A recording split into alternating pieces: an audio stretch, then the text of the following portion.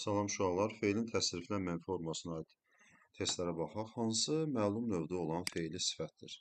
Diqqət. Bizdə deməli biz iki şey diqqət etməliyik də. Məlum növ məsələsi və onun feili sifət olması. Feilin qrammatik məna növlərindən uşaqlar söhbət gedəndə biz nəyi bilməliyik? On, in, un, ün şəkilçisi mütləq nəzərə almalıyıq. Il, il, ul, ül şəkilçisi, həmçinin n, dır şəkilçisi, dır, dur, həmçinin t şəkilçisi, bir də ış, iş, uş, üş şəkilçisi. Iş, iş, uş, üş şəkilçisini nəzərə almalıyıq. Ümumiyyətlə, əgər bir sözdə bunların heç biri yoxdursa, bu şəkilçilərin heç biri yoxdursa, biz o sözə deyəcəyik məlum növ. İndi baxaq. Amma bir şey unutmayaq da, burada şəkilçi ilə yanaşı müəyyən müvafiq qrammatik məna növün mənası da uyğun gəlməlidir. Qayıdışdırsa, qayıdış növün mənası, nə bilim, icbardır, qarşılıqdır, hər birinin mənası uyğun gəlməlidir. Yəni, şəkilçi ilə yanaşı biz onu da nəzərə almalıyıq. Baxaq. A bəndinə baxaq, sulaşdığım, sula sözün kökü, su, sula, şı burada leksik şəkilçi, 2 dənə leksik şəkilçi var, dığım feili sifət. Düzdür, bu feili sifətdir, amma bu şı şəkilçisinə görə deyəcəyik ki, sulaşdığım sözü qarşılıq növdədir. La leksik, şo leksik. Bax, burada ayrıca şı şəkilçisi də var. Yəni, bu şını da nəzərdən qaçırtmayaq. Bu ola bilməz. Sonra B bəndi vidalaşanda, vida sözün kökü, laş leksik, anda qrammatik. Düzdür, vidalaşanda sözü məlum növdədir. Amma andaya baxıb deyərəm ki, bu feili bağlamadır. Amma bizdən feili sifət soruşur. C bəndinə baxaq, məktublaşan, laş leksik şəkilçidir, an feili sifətdir.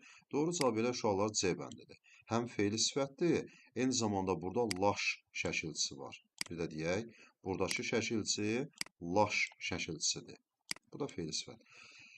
Ona görə bu söz məlum növdə olacaq. Bizə lazım olan o qeyd etdiyim şəkilçilərin heç biri burada yoxdur deyə məlum. Döyüşmüş sözünə baxaq. Döyüşmüş. Bu da feili sifətdir. Məsələn, döyüşmüş ordu, döyüşmüş əskər, döyüşmüş idmançı. Üç burada qarşılıq növün şəkilçisidir. Feili sifətdir, amma qarşılıq növdədir. Bizə məlum növ soruşur. Bahalaşmadan laş leksik şəkilçidir. Bahalaşmaq. Madan burada feili bağlamadır. Düzdür, bahalaşmadan sözü də məlum növdədir, amma bu söz feili bağlamadır deyə bu da ola bilməz. Doğru cavab C bəndi. Biri feilin təsriflənməyən formasındadır. Təsriflənməyən forma, yəni məsdər feili sifət feili bağlamada olmalıdır. Elə birbaş baxanda görürük, görüşdükdə sözü. Gör sözün köküdür, üç leksik şəkilçi, dükdə feili bağlama.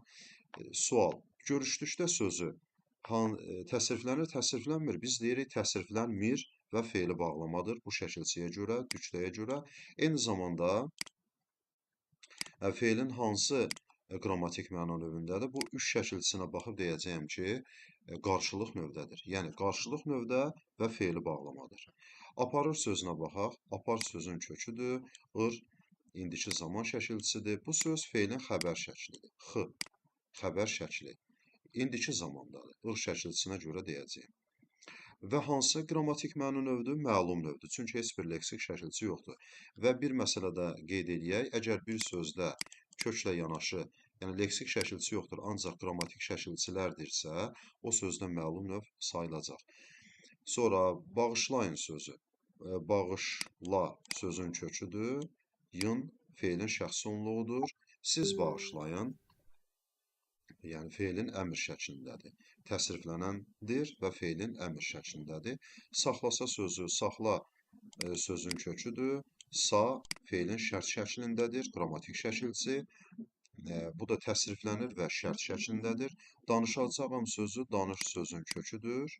Danış, acaq, qrammatik, am da feilin şəxs sonluğudur. Danışacağım sözü də feilin xəbər şəklindədir və gələcək zamandadır. Yəni, bir sözlə doğru cavab burada C bəndidir. Daha sonra uşaqlar, biri feilin təsriflənməyən formasındadır. Təsriflənməyən. Məsdər feili sifət feili bağlamadan biri olmalıdır. Baxaq. A bəndi başa düşəsidir. Başa düşmək, burada düş sözün kökü, əsi lazım şəklinin şəkilçisidir. Bir də feilin şəxs sonluğudur. Yəni biz bunu necə başa düşürük? O başa düşəsidir. Bu lazım şəklidir. Lazım şəklidirsə təsriflənir. Şəxsə və cəmiyyətə görə dəyişir. O elə şəxs deməkdir. Üçüncü şəxsin təki. Yaşayacaqdır.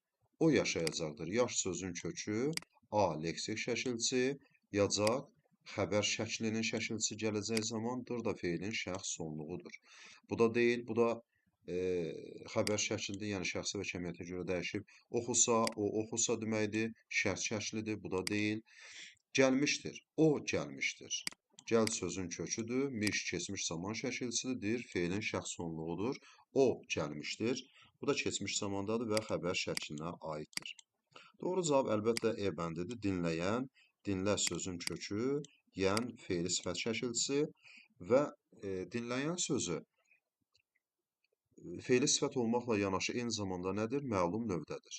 Çünki bu söz ümumiyyətlə sadə sözdür. Əgər bir söz sadə sözdürsə feil, o mütləq məlum növdədir. Nümunədə feilin hansı təsriflənməyən forması işlənmişdir? Yarpaqlar tərpəndikcə üzündə xəfif bir sərinlik hiss edirdi.